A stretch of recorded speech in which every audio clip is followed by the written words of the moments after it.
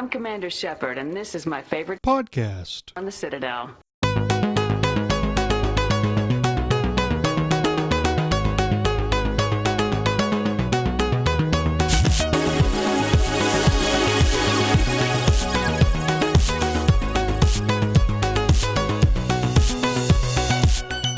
You are listening to Accidentally Casual.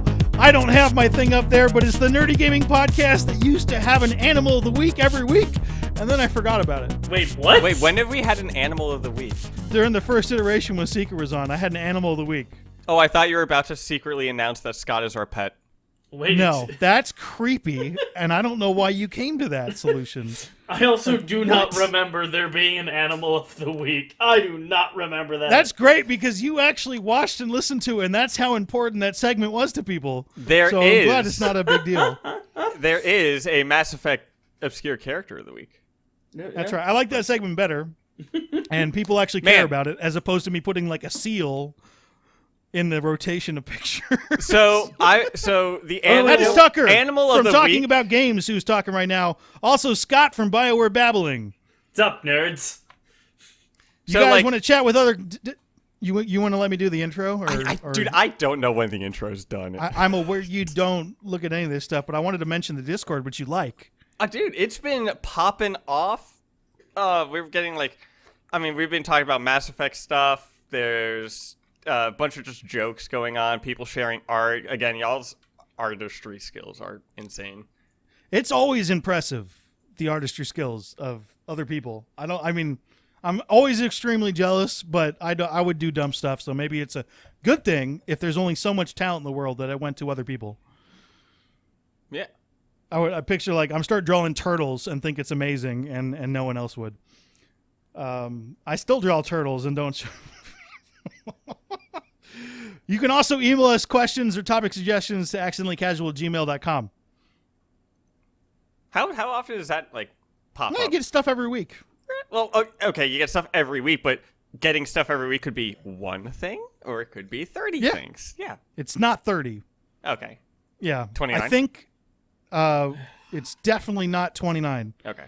If it was, So it's I don't 28. know. Yes. Okay. Exactly 28 every week. 28 emails. 28 emails later. So I'm very poor at getting all the emails that Tucker pretends that we're getting. 28 emails later. It's viruses. All right, so we have a couple things we want to talk about on the show. You guys wanted me, and I was going to push this towards the end. Nigerian to start scams. with a game that came out on Thursday? Yeah. What's going on with that? Because I thought Thursday? games were now coming out on Tuesday, but now they're not, and now they're coming out. It used to be Tuesday or Friday. Movies were Fridays. No, I know, but the game started coming out on Friday too. And then now they just do whatever the hell they want, which is fine with me. I don't really care. I feel like games coming out on Tuesday makes sense because there's the day one patch, but then there's those few days where I guess Tuesday doesn't seem random to you? And Fridays made sense with movies, but then after the shooting, they stopped doing midnight releases and stuff like that, and now some theaters just have movies start Thursday night. Yeah, Thursday afternoon, evening, yeah. Yeah. Because movie theaters don't want to do midnight showings much, or at least the ones I've worked. I used to love those. Well, yeah, Yep. dude, they were great. That was I used to go to those all the time. Man, Way to just drop it right in the middle of us trying to have a positive podcast. All right. What do you mean? I'm always positive. I like to think. How do I spin that? We don't. We just trudge on along. Yeah. All right. Okay, so neither of you guys are as interested in Outriders as I seem to be, because I was bringing it up on the show multiple weeks ahead of time because it appeared as I was looking at it to be something that people who like the Mass Effect 3 multiplayer would really, really like, and that is confirmed. The gameplay on that is really, really fun. It's on the boots, old school. It's ability-based, and your abilities actually do stuff, which was my biggest criticism about the two most recent BioWare shooters, especially on the higher difficulties where your abilities don't seem to do as much damage as your guns, which is fine. I mean, that's how most games are. It's not my personal thing that I like, but the abilities in this game are very, very, very useful. When I only played a little bit of Outriders and with the demo, but when I was looking at the abilities, it seemed like the abilities are they all kind of require some sort of co-op or something. Like none of them sort of seem like you could stand alone with them. Some of them are, some of them aren't. Remembering there are different builds. So there are two things that the game does really, really well, and one is the specific RPG customization when it comes to gameplay and making a build. So you can have a solo build, or you can specifically put together a team and get your abilities to work in co-op, and get gear to specifically enhance those abilities. That I played quite a bit of the game, and I have nowhere near dove into everything that you can do with the customization, which, given how much I played, is actually quite impressive. The coolest, like, I'll give an example. Let's say you have a character that specializes in freezing people. You got a turret that freezes enemies. Mm-hmm. Yeah. Then you can get your entire team to put together gear to play off of that, where you also freeze enemies and all your guns do extra damage to frozen enemies, and your guns, if you kill a frozen enemy, it'll explode and damage everybody around it. Okay, because that was... And then have a bit like all your other abilities that work off of that.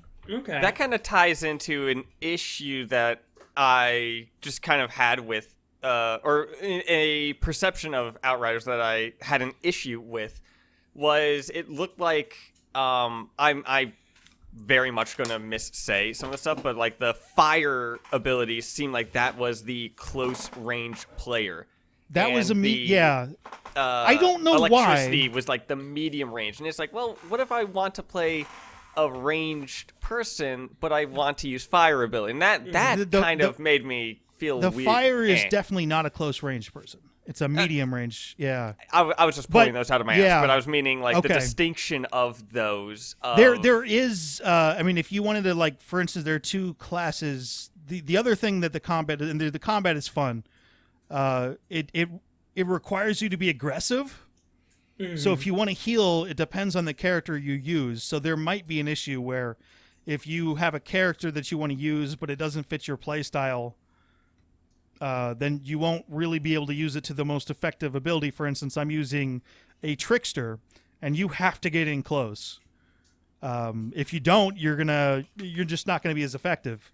But that's what I wanted to play. Funny thing, I've been playing the trickster too, but in Dead by Daylight. Not as fun a character, I guarantee.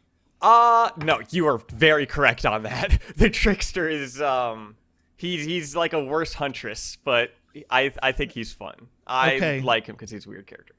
The other thing that Outriders does ridiculously well, aside from the RPG statistical gameplay balance elements, the world tier system they have in place is phenomenal. So explain it more about that. It really is. So, I mean, there have been games with world tiers before, like Diablo is something that did that. Mm-hmm. And then I think Anthem had a world tier system too, where they had grandmasters. Yeah, but Grandmaster 1, 2, and 3. It works differently in Outriders. For the first thing, there are 15 world tiers. So as you fight, you level up your world tier and get to the next one, which increases the difficulty of the enemies in a couple different ways, and then changes the loot drops. But I found that world tier, and if you die, it knocks back your progress on getting to the next world tier. So you end up sticking with a world tier that is consistently challenging throughout the whole game, even though you're gaining more loot, which is something that's really, really rare in RPGs based around gear. It seems like that may be a solution to what some RPG games had, which is balancing the game as the player progresses or as they level up. I think it seems like having multiple systems that are like having the world as a progressive system, and then I'm guessing you have individual progression with your character of that stuff. So yeah, having multiple different. I was progressions. surprised how often, if you do really well, the game adapts and is more challenging. Yeah. And if it's too hard, you can put it back on the exact difficulty you want, but you can ramp it all the way up, and there are enough levels in between that you can find the exact gameplay experience if you're playing alone. That is the other thing that Outriders does pretty well compared to some of the other games in this category, is that you can play it well solo. It feels like a solo experience. But that world tier system is something I want to see in more RPGs specifically, because that is generally a problem with RPGs, where there's points where you're underpowered and you want to go out and level up and increase your skills and stuff and get better gear, and then you're overpowered. But I have yet to feel overpowered for long. You can get like a new gun. You can get a new gun and you can feel significantly more powerful, but it doesn't last, because then the world adjusts. Go ahead, Tucker. How does the world and how does all that stuff scale with co-op? Instead of pumping up the damage hit points, which is normally what games do, they just throw twice as many enemies at you. Okay. So If and that co-op enemy spawn ×2. and they come after you. So if you play with 3, there's just tons of enemies on the screen, and they come after you, and you have to act quickly. It's a game that's very much about speed. Okay. So I've gushed about it for a while. It is far from a perfect game, though. Yeah. There are gonna be some things that really stick with people that they're not gonna like. One of my questions what issues are you? I have heard that it was a rather buggy launch. It's.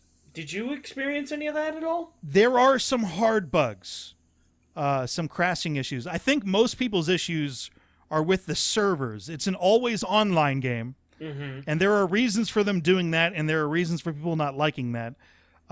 And the servers were not working well. They're still not working great. So if you're playing this single player, you may want to wait a little bit. I might have been the only one who was really excited about the servers not working, because it meant that it outperformed their expectations and they're going to continue the series. I mean, so I was very you can excited take that about as a positive. That is the looking at the bright side of things. It was frustrating going through there where you can play and then get kicked and not get back on. Reminded me of some really old school MMOs when they had traffic issues. Okay. So that was probably the biggest bug, and there are people review bomb. I mean, if you've never played an online service at launch, most games don't work when it starts.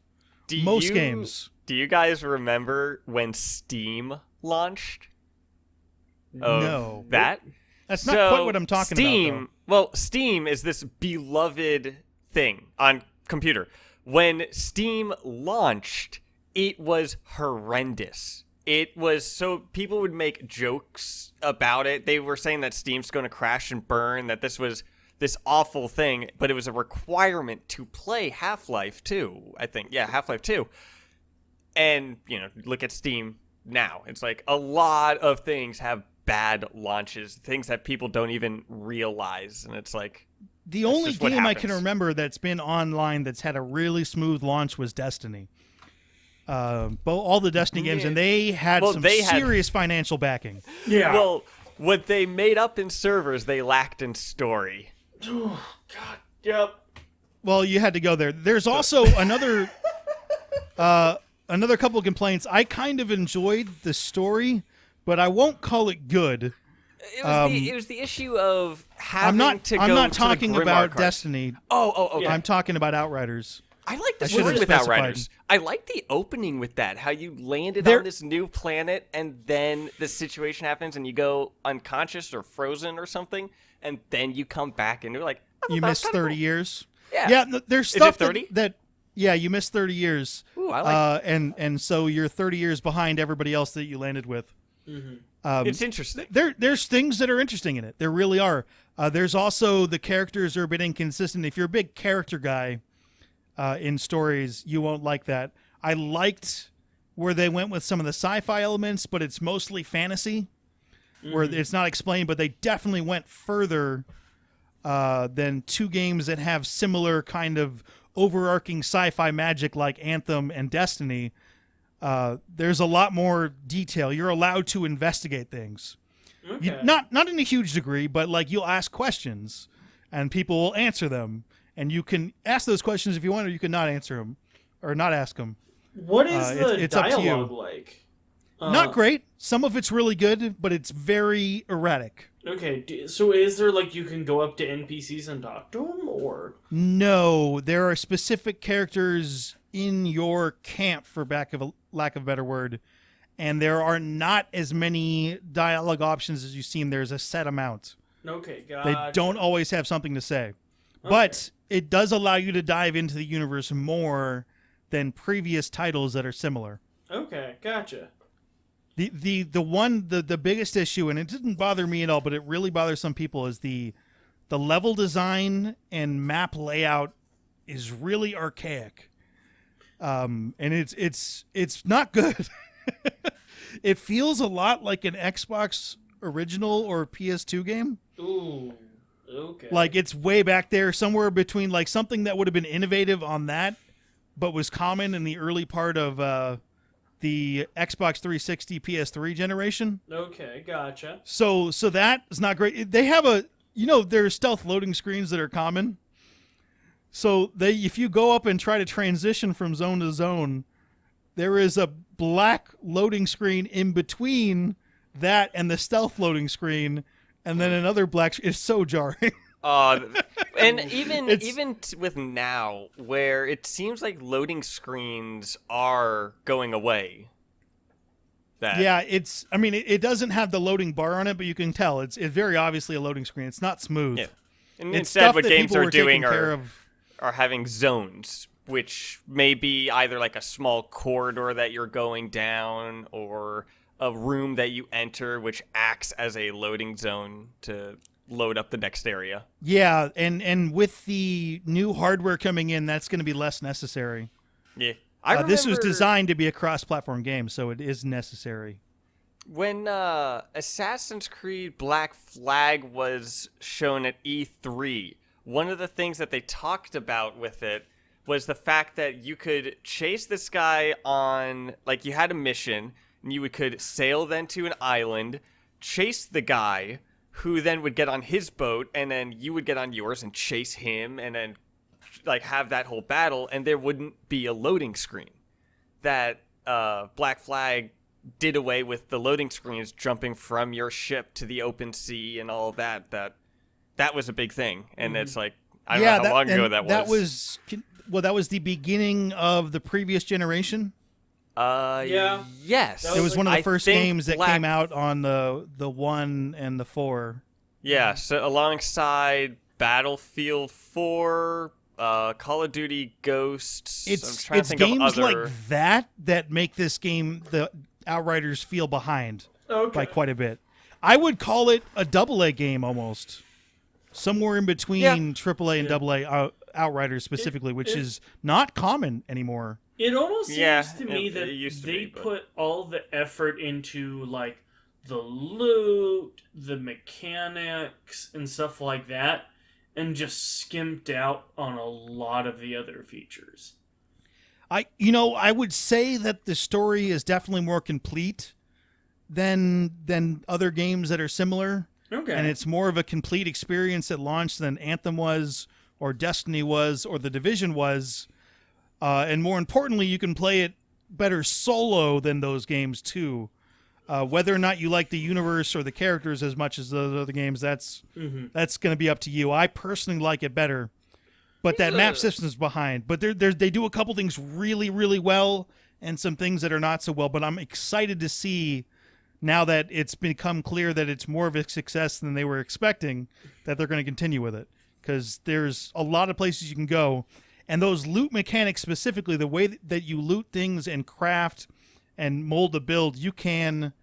probably its best feature is, as with... You guys have played a lot of looter shooters, basically, right? Yeah. Yeah. I worked on one, so... So, like, guns can come with perks on them.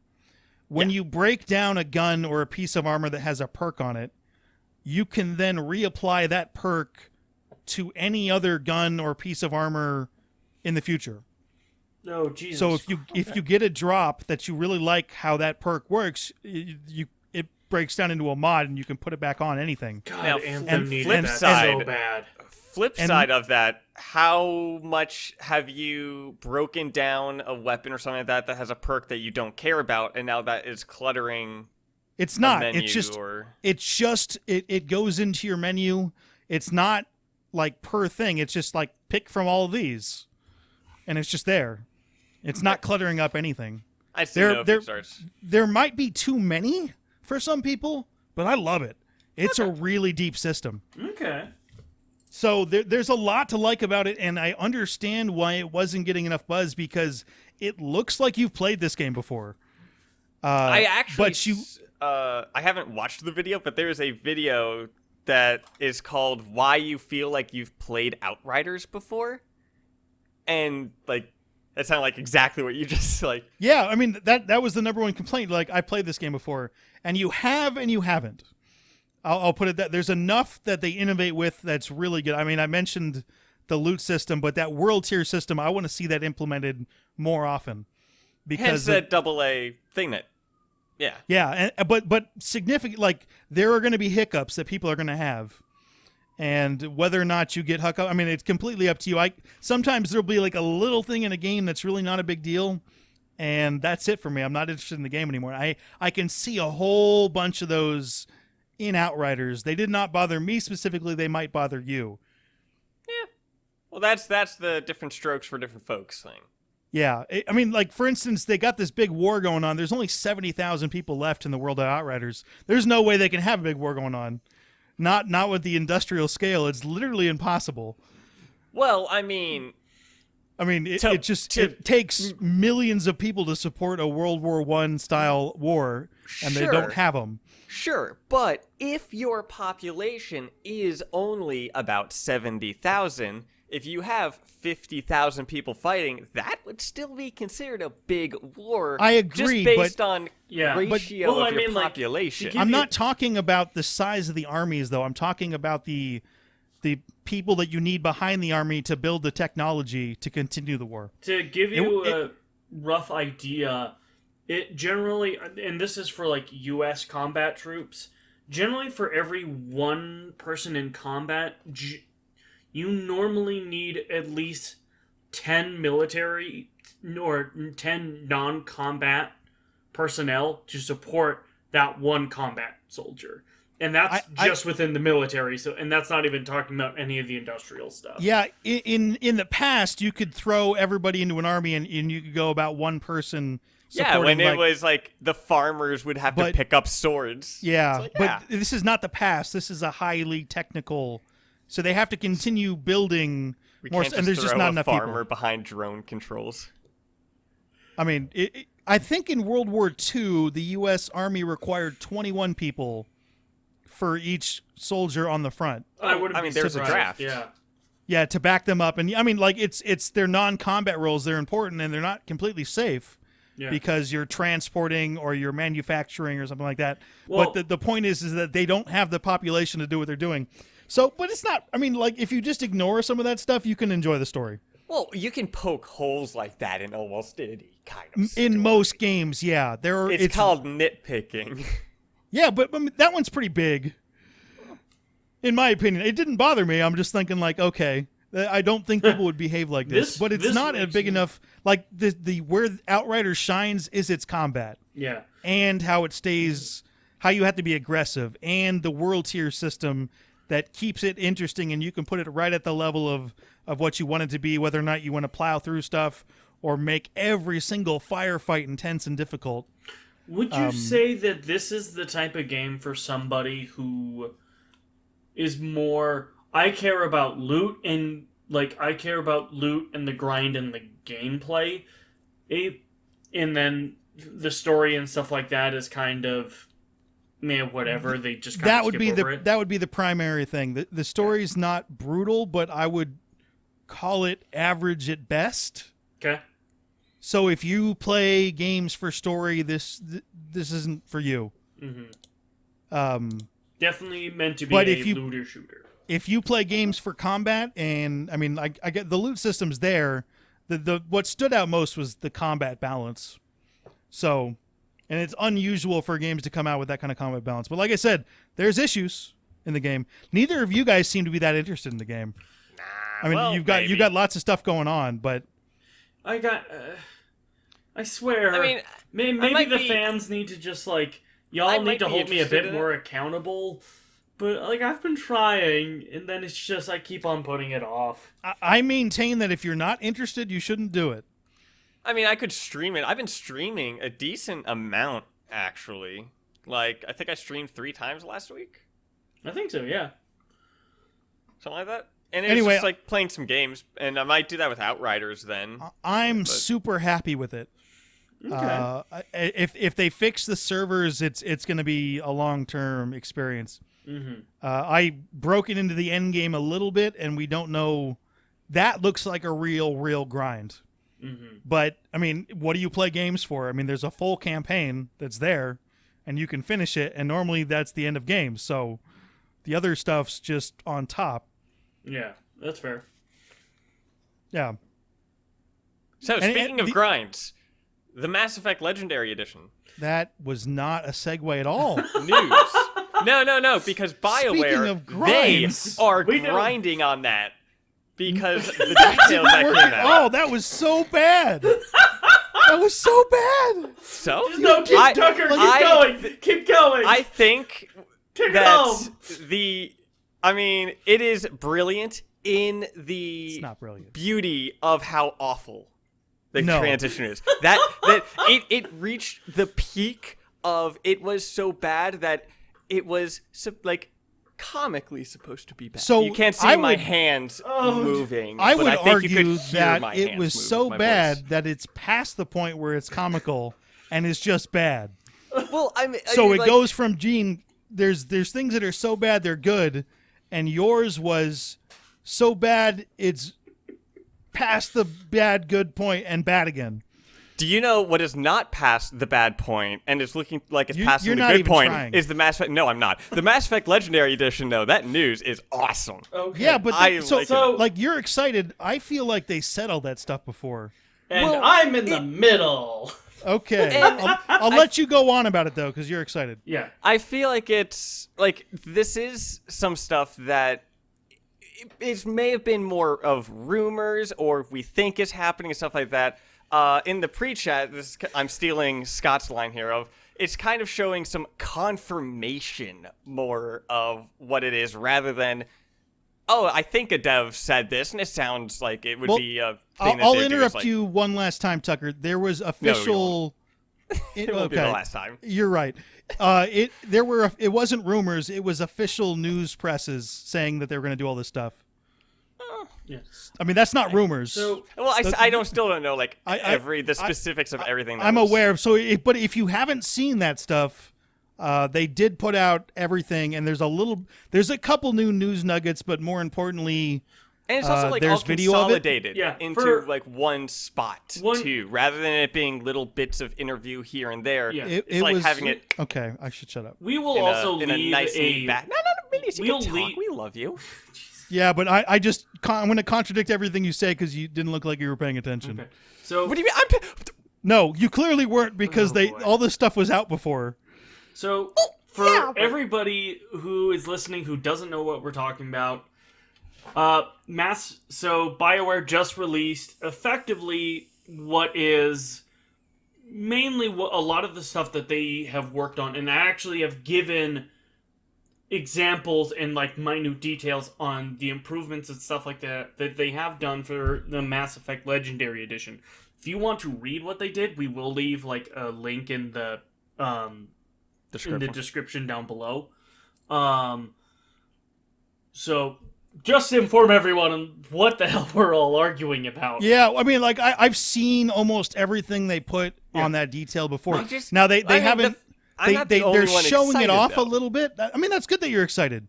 Well, I'm not That's- the only one though. So I the feel like Mass Effect this community, game. I feel like it didn't have the proper amount of buzz, and if this is generating it, then that's good. Yeah. I It- think it- and it's generating a lot of positive buzz. I mean, and things like Shepard can now sprint. Like I'm kind of reading the list. Shepard can sprint out of combat, and melee being its own button Both of those alone were major issues I had with Mass Effect 1, and actually seeing like a confirmation with that. And I mean, I think there was some of the idea of the melee attack, but I had no idea about the sprinting out of combat. And that was such an annoying thing. What makes me excited for this? So one, at least in my opinion, it's almost the best way to describe it. These are all things like this. What this blog, it doesn't release anything new, but at the same time, it releases a lot of stuff that's new. Where a lot of this stuff, like we knew, they had said in the past, "Hey, the Mako is going to be worked. We're gonna make, we're working on making the Mako better. We're making the textures look better. We're making the character creator look better." And now they're actually said how they're making it better. And I think that's what this is much more, if you new thrusters. Yeah, if you're more casually interested in just like hearing about the game and stuff like that, I don't think this blog will get you a lot.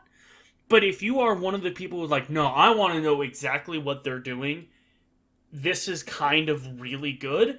And what makes me excited about this is BioWare is now they're changing a little bit how they do their marketing. And one of the big things that they're doing is they're showing their homework. In my opinion, this started all the way back with Christian Daly when he took over for Anthem. When his big thing was like, I want to show you guys how the sausage is made. And that's using his own words. And show like, hey, this is how, I want to show you guys concept art. I want to show you guys. I'm trying to bite my tongue. I screwed up. I was trying. You let me interrupt you. Damn it! I was trying to be quiet. Embrace it. Embrace that chaoticness. At least you could say like, I want to show you my sausage, because that would get him in trouble. There we go. Thank you, Minius. Anyway, I'm tired of that sausage is made thing. No one eats. How many people eat sausages anymore? I do. There is a sausage place at the market. Is delicious. Fight me. Sausages are delicious, man. I will agree with you on that. Yeah. Anywho, I don't hear that franchise that saying super like it's just like I said. Christian Daly's words. Also, like if you're in Germany. But for me, this feels like they are actually really starting to show, like, okay, we're going to show our homework and show what we're doing. And I think this is a prime example of, of them actually showing, like, hey, here's what we've been doing. And kind of like Tucker said, it's not going to be in weird random interview bits and stuff like that. Like, no, this is actually, this is actually really, all in one place. Like, how about the fact that touching the lava with the Mako doesn't result in an instant failure? Oh, yeah. Like, your wheel would tap the lava, and it would just, boom, mission fail. Now it just deals damage. Mm-hmm. But it's just like... Well, that's good. That's good. In, like, the office spaces in Novaria, they got rid of this weird wall that apparently the reason why they had it was so then you didn't have to load in that entire room because of sightline issues. Well, now that we don't have that issue anymore because of just increases in hardware, they removed that wall, so now you can actually like run around a little bit more, the flow of that room is just so much better.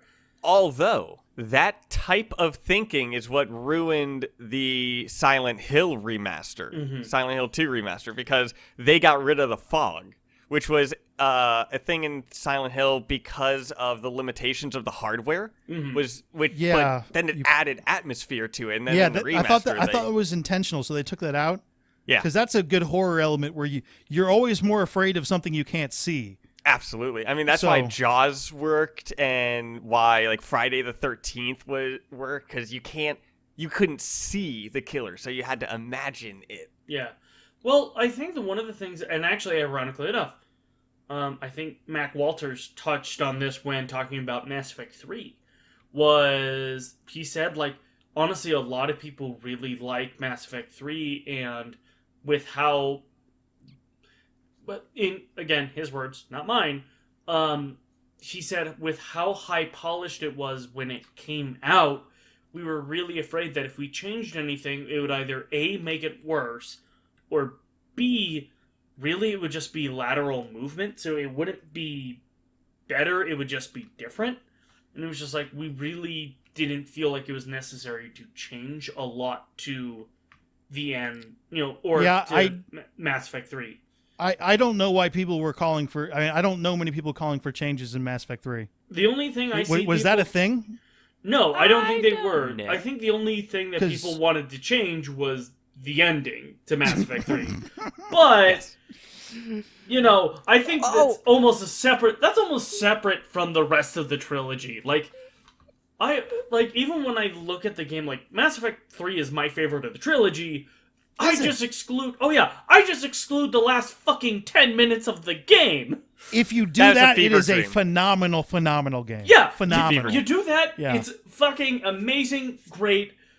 The second you start talking to the Star Child, you want to punch a damn monitor. I think even with that, Mass Effect 3 is still a great game, because Mass Effect 3, as a game, is an end to the Mass Effect trilogy. Oh, yeah. That the ending of the end isn't good, but it still, as a whole, did so much of it. Oh, yeah. I think the only thing that I would have wished is that I wish they would have had a little bit more development time to implement, I remember they had wanted to do, you went to Palaven again and fought on Palaven, and you just went more to these different worlds.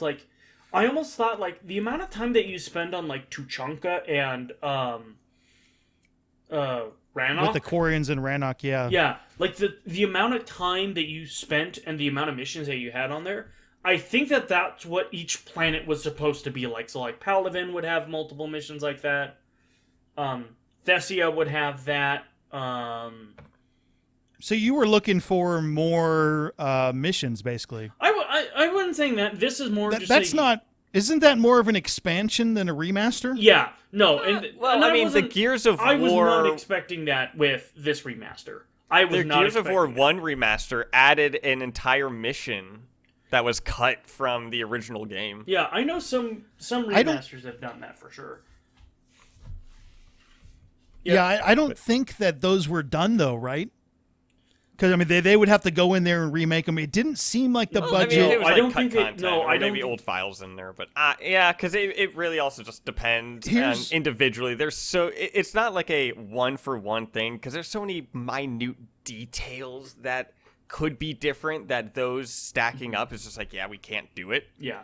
So here's a question that goes with that. Would you rather have more of that stuff or have them work on the new game? New game.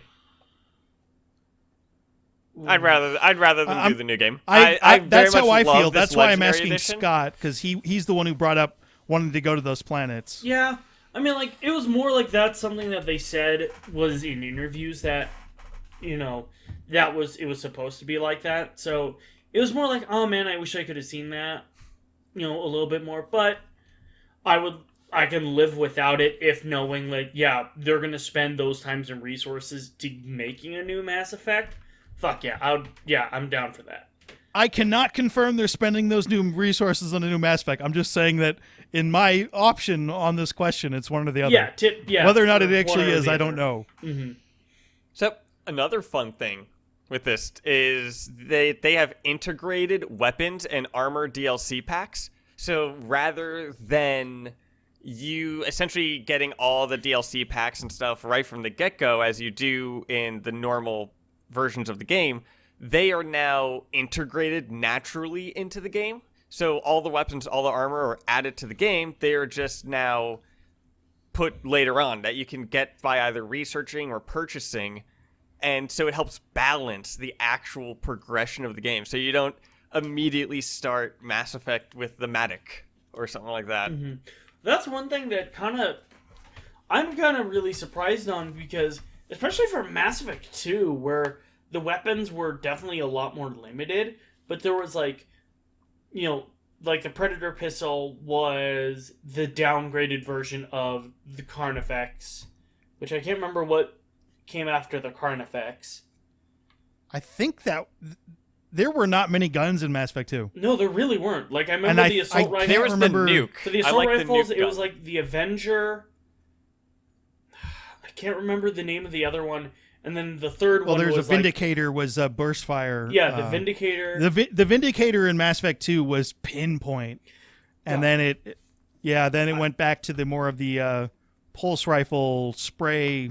Yeah, well, it was type the thing. Revenant, which was just this stupid belt-fed machine gun that just mowed people down. But I I remember, like the nuke gun Oh, because you could just like Oh, the cane. yeah, because you could just do Grunt's loyalty mission And just kill bust that cane.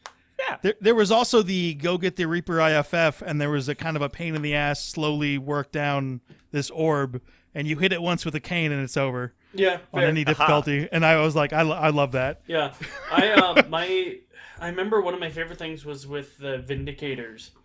I think the first time I did the suicide mission, I had Garrus and Legion with me, and the whole idea was just going in as a fire team, and it felt like a fucking Navy SEAL with just pinpoint accurate rifles and just headshot down, headshot down, headshot down.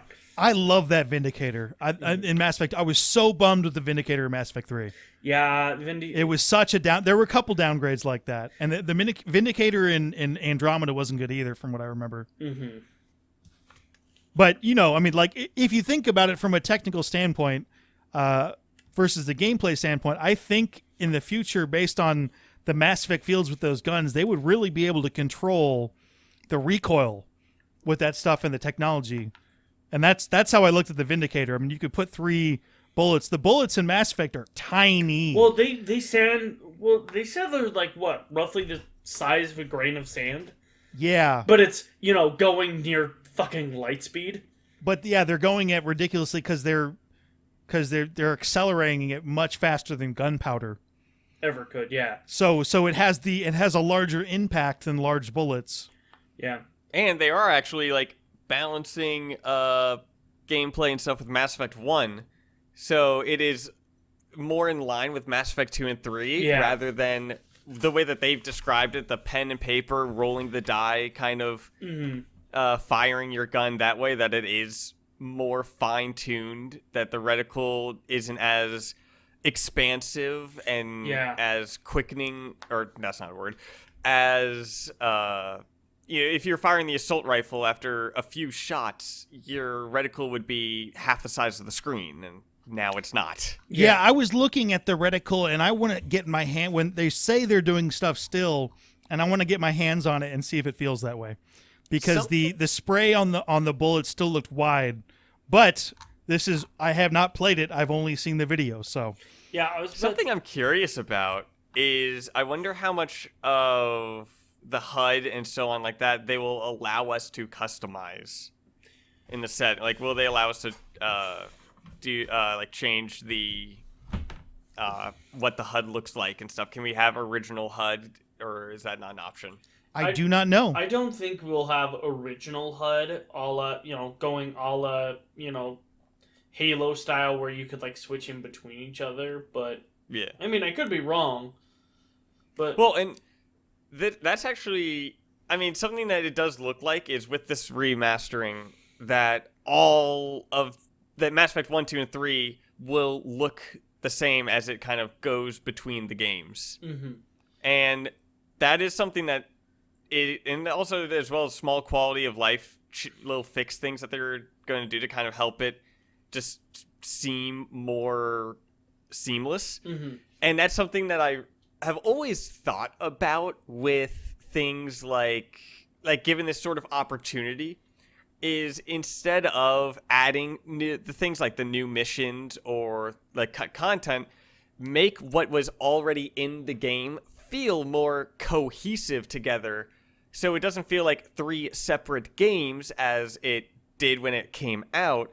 Instead, have it feel like one universe in that game. Yeah. Or one sort of solid thing like that. Well, I remember... And MCC doesn't do that because all the HUDs change as they go through because the mechanics change.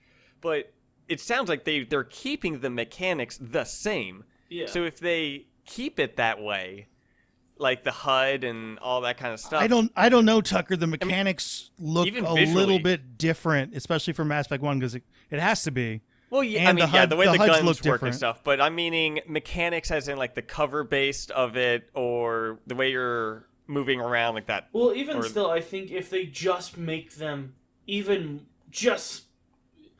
if they're still like, you can feel that, okay, Mass Effect 1 is definitely its own game, just trying to trying to just make them more consistent and cohesive, I think that's going to be such a huge quality of life thing. And especially, like, I think that's really what the trilogy needed, and what this remaster needed was quality of life and modernization.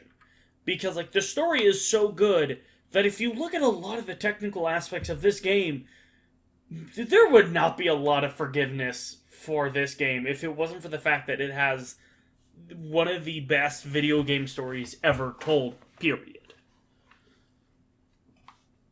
And I'm also looking at the do you character guys- customizer going on right now, and it is way more detailed. Oh, yeah. And your character will I look wanna- consistent between I want to see the what three of them.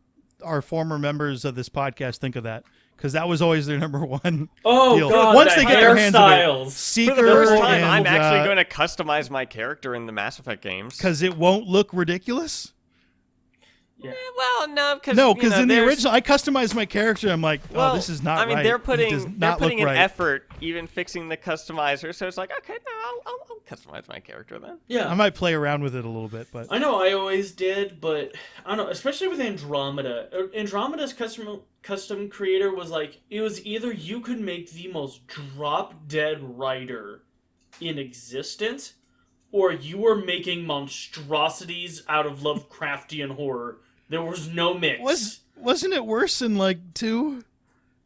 Yeah. I don't know. I guess I did not experiment. What I would really like with the character creator is you have the default face and being able to add just little changes to that, Yeah. which is not common. Like, I really want to give the traditional male shepherd a mustache, Mm-hmm. but have everything else be exactly the same. But him having just a bitchin' mustache.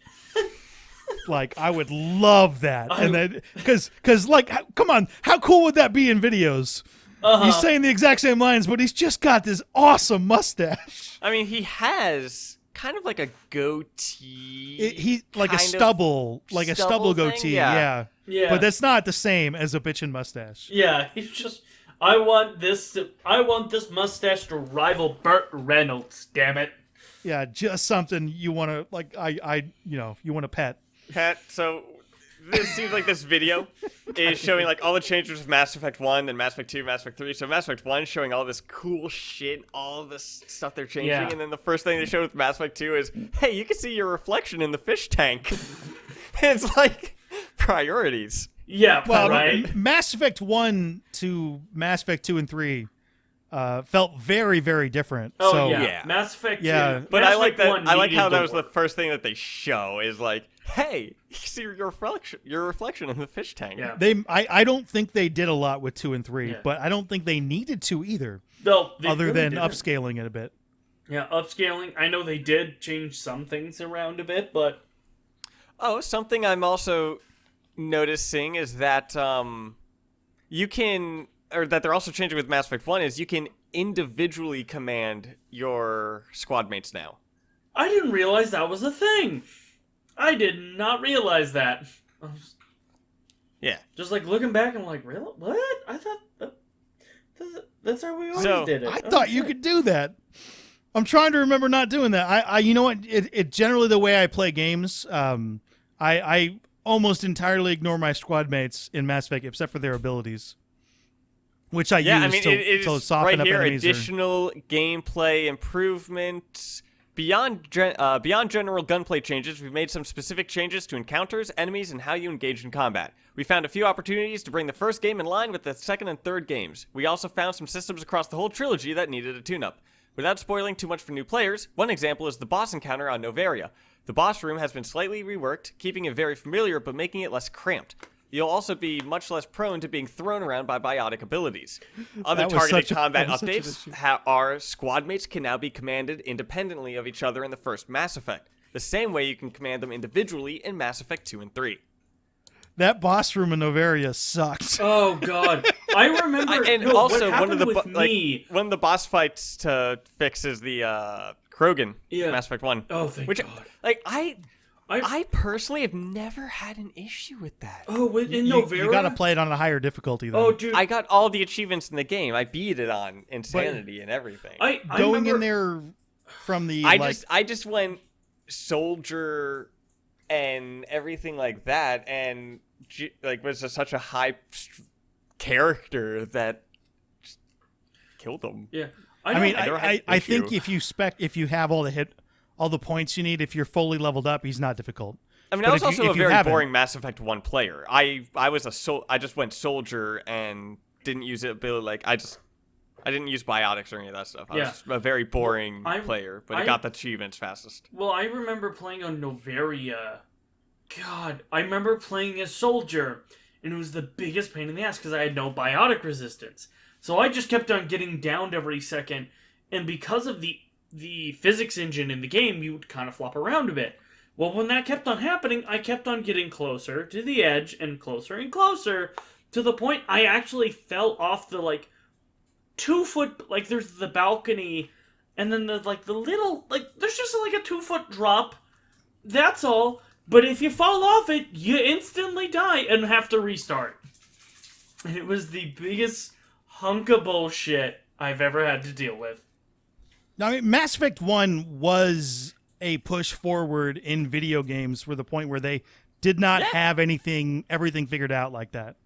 I mean, So, there are things you can tell this is an older game. Oh, yeah. Well, it's the best thing I always love comparing it to is hey, Mass Effect 1 came out the same year as Halo 3.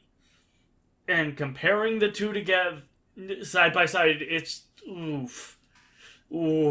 Yeah. And, yeah. But some of the changes that I do have with Mass Effect 2, one of the bigger changes is the ammo drop in that game. Mm-hmm. They have rebalanced that. Because that was apparently an issue, especially with the sniper. You know what's interesting? I heard people saying that was an issue. I never had a problem with that. I've actually experienced that before where it's just I run out of ammo and it's oh shit. And I've had to go to my sidearm. Yeah. I kind of figured that was the point, though. As a final gunplay change, we also tweaked ammunition in Mass Effect 2. We found that ammo was spawning too scarcely in the original game, so we've increased the drop rate for ammo in Mass Effect 2, particularly when using a sniper since they had a reduced ammo drop rate in the original release. Yeah, I always, that didn't bother me at all. But, I mean, it clearly bothered some people because I saw responses positive to that. Yeah, well, and also a lot of people, I mean, they have access to data, a shit ton of data that we will never get access to, so I think that's also, we have to kind of put into consideration. And, because numbers, so Mass Effect 3 also has some changes with it as well, like the Galaxy at War rebalancing. Yeah. That one they had to do, though. They said they were going to do that. Yeah, they had yeah. to. Oh, no, I love the line. Can I read the line out that they had for it? This one, I want your guys' interpretation on it, because I don't know how I feel about it. Okay, so, playing the first 2 games and carrying out your progress is the most reliable way to get a good results for the final hours of the Reaper War. For comparison, if you previously played Mass Effect 3 with the extended cut, fully preparing for the final fight will be more difficult to achieve in the Legendary Edition. What do you guys think about that? There was a community manager actually answered that exact question on the subreddit thread about this. What did they say? That's what I'm trying to find. Oh. I mean, yeah, that could be interpreted a bunch of different ways. Yeah. Well, but the community manager said pretty much imagine it like the galactic readiness was 50% with multiplayer and 50% of camp, something of that. Yeah. But he said imagine that instead of it being 50% with multiplayer, that multiplayer is already at 100% that you don't have to worry at all about whatever the galactic readiness that multiplayer was going to bring in. So to balance that, it is now a bit more difficult in the story to do it. If I'm like, I am very much curious to see wording what him, it takes but... because I remember they rebalanced it to where you didn't even need to play any of the multiplayer to get that. You just would have to do everything, and there's certain things that you would have to do, like I think one of the vital ones is that you would have to get both the Quarians and the Geth. And a few things like that. So I'm really curious what the number to get the final ending is going to be. I always hate looking at that as a number. I mean, I know that's. I mean, like, I that's why I'm not as into this conversation. I wish they didn't do that. Yeah, it makes sense, but and it was at least a good way to quantify it. I'm sure they probably had to rebalance it again because I remember like the Leviathan DLC. It's like it gave you like 400 readiness points, which was one of like the highest, like places you could get your readiness increased. And those Leviathans didn't even seem like they were going to help very much. Yeah, yeah, fair. So something I'm also just kind of realizing that I could be maybe just misinterpreting or something like that, but they added the thrusters to the Mako. And they said that, like, it's to help you get up, like, hard angles or something like that. Like, if you're going up a mountain that we know you're going to try to anyways or something like that. And that was with the open world part of Mass Effect 1, when you're going on all those different planets that you could land and go on. I thought that just my idea of it was that was going to be reduced a little bit. They would have less of those copy paste kind of missions and stuff like that. But are they going to remaster all those open world planets that you were able to go on? I think so. I think that's why they use the AI to do it instead of having someone hand, because it's not like that's going to be. Like, there's a lot of planets that you just can roam in Mass Effect 1. There's a lot of, like, nothing. Yeah, I think that's the big thing, is that it's not like these maps are, like, yeah, there's a lot of them, but they're not super difficult either. They don't have a lot going on. It's not like, I almost want to compare them to, like, what we see in, like, Dragon Age Inquisition, where it's, like, going to, like, the Emerald Grove, and just seeing how fucking busy that map is, and then you compare it to, like, granted, there's literally 7 years in between the two, but, like, just, like, it's pretty much a bunch of mountains with textures on them, and occasionally satellites and things like that. So, I definitely think that they will be able to... Yeah, I don't think it would be too hard to remaster those in particular. Yeah, with most of these things, I want to get my hands on it before I have an opinion. Well, you will next month. I'm aware of that. You actually know when the game comes out now? I know the month. Dude, to me, like, dude, days just go by. I mean, hold up. The video for the Mass Effect thing's about to end. I could probably give you the date in a few seconds. But honestly, you have dude, a 1 in 30th chance to guess it right now. Go. 17th? Ooh. It's very close. So close. Dude, time is just a man-made concept. And this pandemic has proven that. I don't know how to follow that up. Anyway, I'm glad people are excited for it. Yeah. I was looking at it, and basically they were just showing things they already talked about. So it did not catch my interest at all. You should watch that video. I did. Though. I did. With I was audio? like, okay. I guess I'll have to go through and rewatch it again. Yeah, just because. I mean, maybe I'll get more excited. You actually keep up on those videos while I've been working on my script for almost 2 months now. that. I still never believe. Can't believe you work on a script. It doesn't seem right like you at all. Well, something like this, I have to work on a script. And I mean, like, I kidding. just got all the achievements in Injustice 2. And Why? Yeah, because I liked the game. I thought it was fun. Okay. It took me 328 hours. Exactly. Why? Because it was fun. Okay. And it was also a game I could kind of AFK or something like that. Like, I could do other things while leveling up or spending 50-something hours as Catwoman because I had to get one specific drop that was rare and all that. As long as you're having fun with the game, you're not doing it wrong. But that sounds not fun to me at all. But if you're having fun, then after it's 3 doing years, it right. I finally got to uninstall that game. Because I got all the achievements in it, so I don't need it on my Xbox anymore. All right. Do you have an expansion drive in your thing? Yep, I have 2 terabyte expansion, and I have 1 terabyte internal with my Xbox, and I'm thinking of getting another external. Jesus. Aren't you gonna get the I have like the 150 Series X. Yeah. You do not have that yet. No, not yet. You just think you do. That game that console is a myth. It does not actually exist. Is it still hard to get? Current fever dream. Yeah. Scott, have you gotten a next gen console, or have you even tried? I haven't even bothered. Okay. Yeah, because I'm not even hearing of it being in stock in places anymore. I got mine day one and haven't looked since. So. And there also aren't any games or any of that stuff coming out with it. Yeah, but I think I have like 140 there's something games installed on my Xbox, and with almost 5 or 6 games that are over 100 gigabytes themselves. Yeah, I also have one game installed that's like 17 megabytes. Mushroom Quest. I love those tiny games.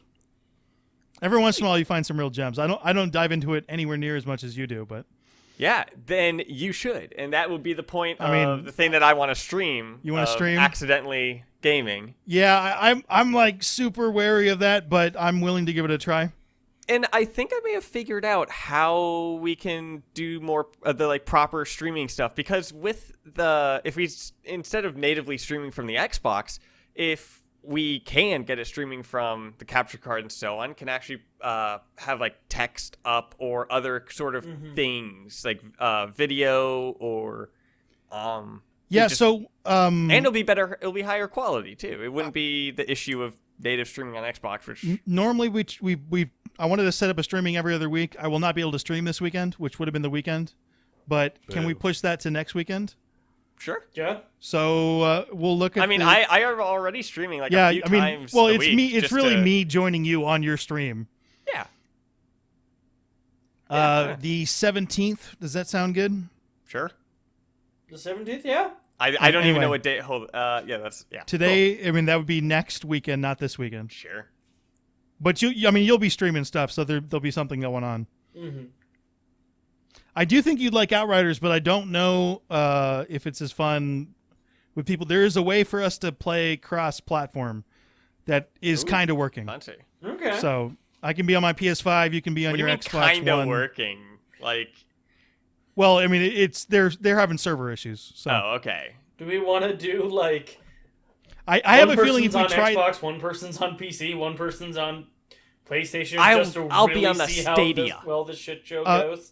I'll be on the Stadia. I have a feeling that would break down really quick, so that may not be something that we should try for a while. Oh, just because their servers they're not stable. Again, I'm excited about that because it means a lot of people bought it. When that game went on Game Pass, I'm like, oh man, they completely gave up on that game. But hey, it worked out. So people are buying that game, actually buying it. Access to it. No, I mean there are people actually buying it. It sold really well. I didn't think it was going to sell well after it went on there, but they still got some money going on there. I was convinced that they were going to get nothing in return other than what they got from Xbox for putting it on Game Pass, which was an undisclosed figure. Because of course it has to be. Because everything is an undisclosed figure, and of course a lot of those sales are undisclosed. Discord but wanting to be bought for $10 million by Microsoft. you're talking about Discord again? Yeah. Yeah, you got to be careful with those business acquisition rumors, man. They're just sometimes they're never. I was about to say $10 million. That's no, it's billion. Oh, 10 bill. Oh, Oh, yeah, gotcha. yeah. Yeah, it does matter. That's 1,000 times more. It is Well, yeah, but math. yes, that's That is how it works. But it's I don't think it's a rumor.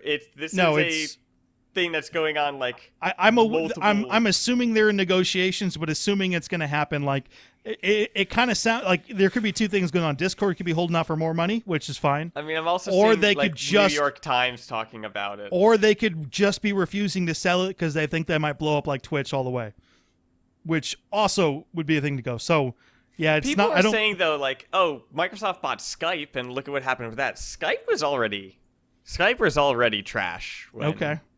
Microsoft bought it. It was just dying. So we do have a Discord I don't think- that may be taking over Microsoft. By the way, we get $0 if they sell it. No, then our Discord can be sponsored by Game Pass. It's definitely not. Our Goddamn. Discord.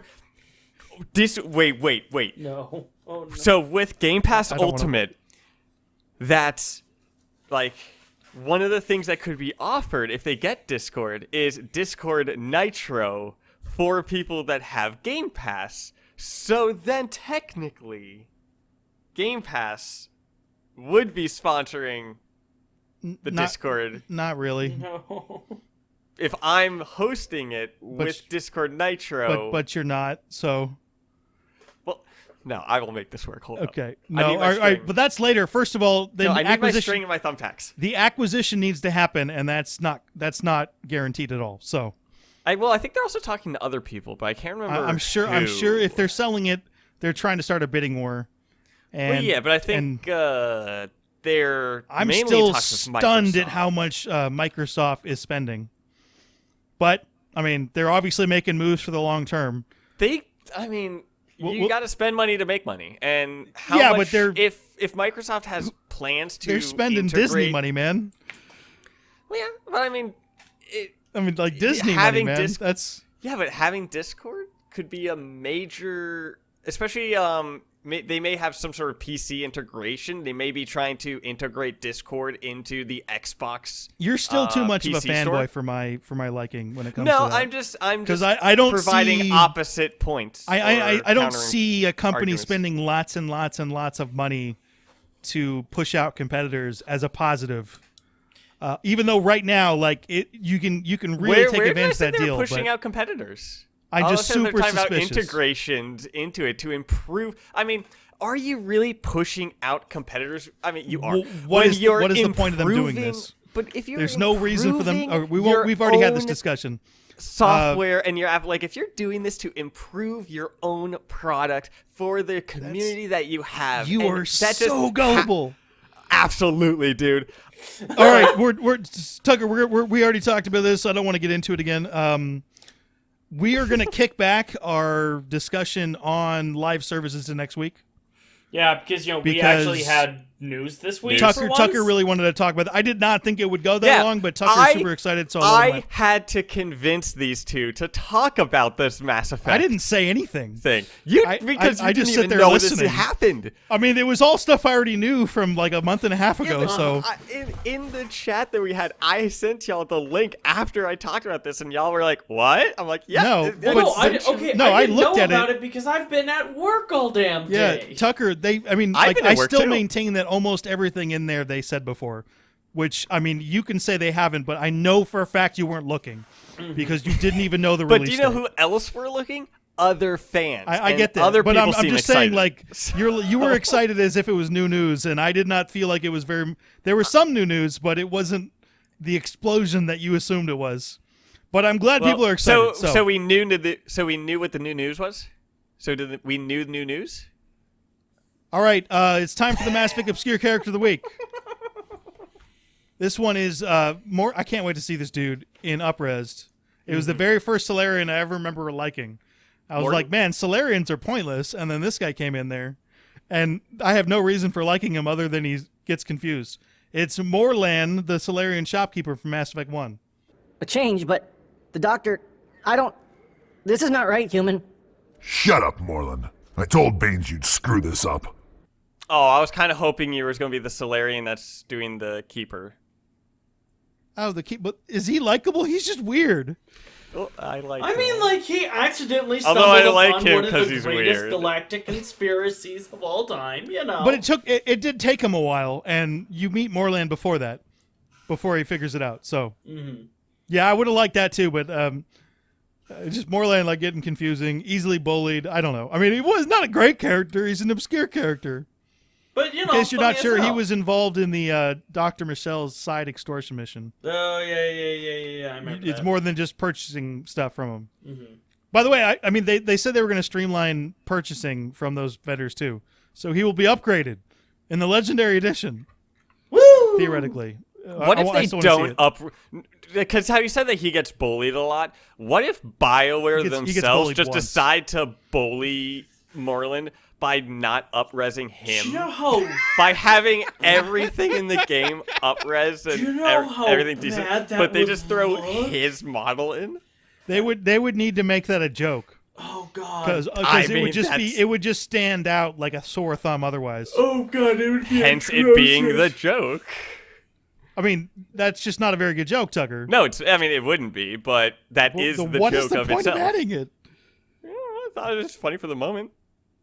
All right, if you want to suggest an obscure character, hit me up at accidentallycasual@gmail.com. Mass Effect is very deep. At some point, after when the Legendary Edition comes out, I'm going to do multiple full playthroughs, and we'll acquire every single character.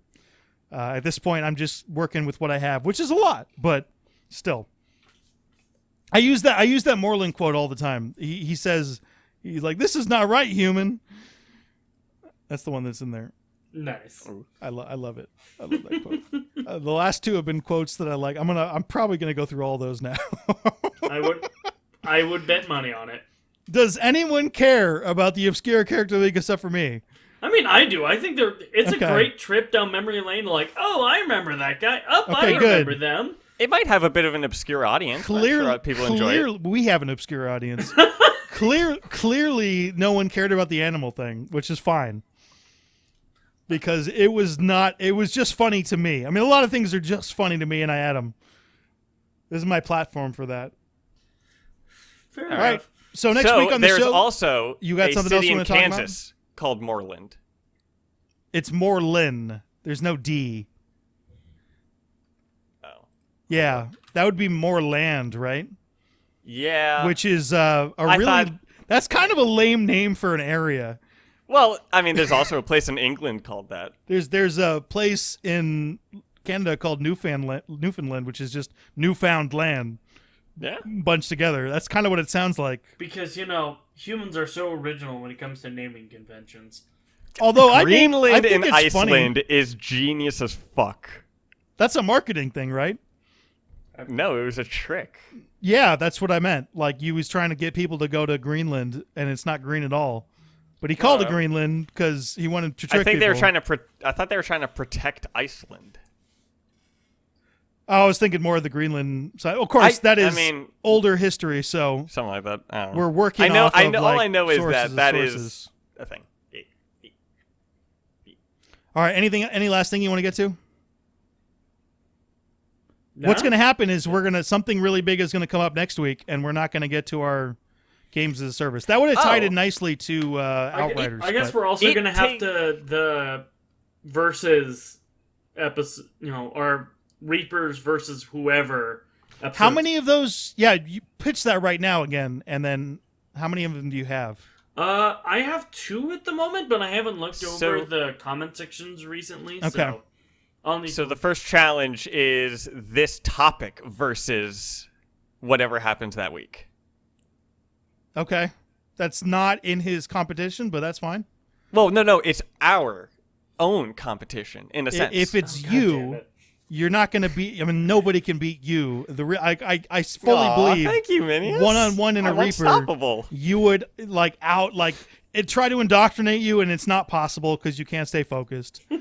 They try to have a conversation with you, and he's like, "You are feeble." You're like, dude, I was walking down the street the other day, and there was this kitten. Like, There's an episode of Futurama, or maybe one of the movies. I can't No, remember it's the- specifically I- that, where it's where Fry.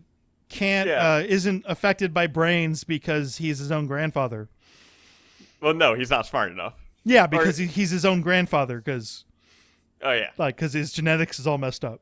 That's why he's not smart enough. He's being your own grandfather. That's the creepiest take on the grandfather paradox. And another thing I realized, or kind of with Futurama, is that they had an episode about Flatland, which was that two-dimensional... This has been episode 34 of the Accidentally Casual Gaming Podcast. We've all got YouTube channels, and they're in the description box. We're also all on Twitter. I'm at Minius GC. Tucker's at Appy Tucker, and Scott is at BioWare B. If you want to chat with other Accidentally Casual fans, there is a link to the Discord in the description box. You can also email questions and topic suggestions to me at accidentallycasual@gmail.com. But guess what, guys? We're going to be back next week. Yeah.